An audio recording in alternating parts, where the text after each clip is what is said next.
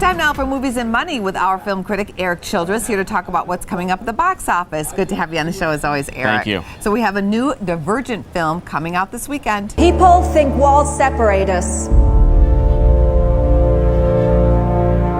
but they also protect us. Yeah, and this is the new franchise that Lionsgate sort of concurrently put out there with The Hunger Games. The Hunger Games obviously a massive success for the studio, and they were looking for the next, young adult franchise that was going to, get them the same level of success. Divergent has not exactly been that, not with critics and not even so much with audiences. The first two films opened to over 50 million, solid opening weekends, but it didn't exactly inspire a lot of new fans to go out to the box office to see the movies. 150 million for the first one.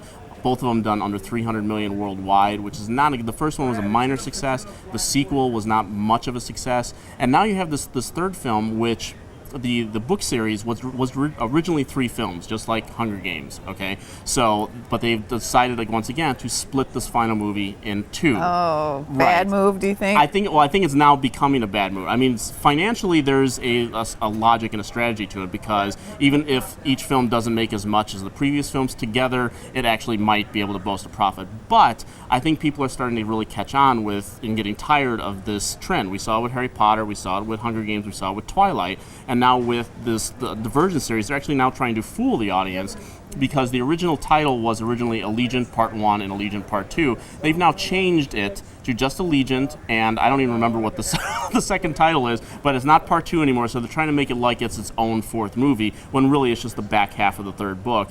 And I think that if this film doesn't really hit maybe 50 million this time, you're going to see this thing maybe struggle to just sort of limp over the $100 million mark. And next week, you have Batman versus Superman, so the grosses are really going to drop off no matter what people think of the movie. Well, and hello, audiences are savvy, especially the people who watch our show. Let's take a look at our next film. It's Miracle from Heaven. Unfortunately, the tests confirm that she's very ill.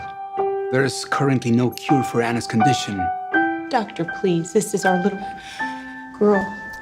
And this is the next in the sort of the faith-based films that we have leading up to Easter. And last year, a couple years ago, Heaven is for Real, that Sony and TriStar put out, was a very solid success. 22 million opening weekend, ended up grossing over $91 million. And I think Miracles from Heaven could try to reach that plateau. It's actually the previews are out there. It's really drawn a lot of interest. Obviously, they're going crazy with the trailer. Yeah, and the idea that a child is at the center of this thing, a deadly illness affecting the child, and is then rescued, so to speak, by faith and whatnot, will strike a chord, obviously, with the core audience. So I think you're actually going to see this film do very well. It's opening on Wednesday, so it's going to get a head start on the weekend. Probably not going to beat Allegiant at the box office. If it does, Lionsgate's really going to be in trouble.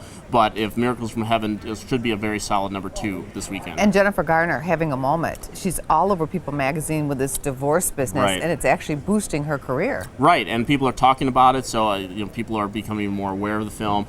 She's going to be beaten next weekend by her ex Ben Affleck and as Batman, but Miracles from Heaven should be, I think, a very solid hit for Sony. Which makes me wonder, is there really trouble in the marriage or a need to publicity, suddenly sell films? How cynical of you, Angie. Speaking of films, Yes. Let's take a look at what's going on with you with the Chicago Film Festival. Yes, with the Chicago Critics Film Festival, which I helped found back in 2013, we have just started to get geared up for this year's event, May 20th to the 26th at the Music Box Theater, the glorious Music Box Theater in downtown Chicago.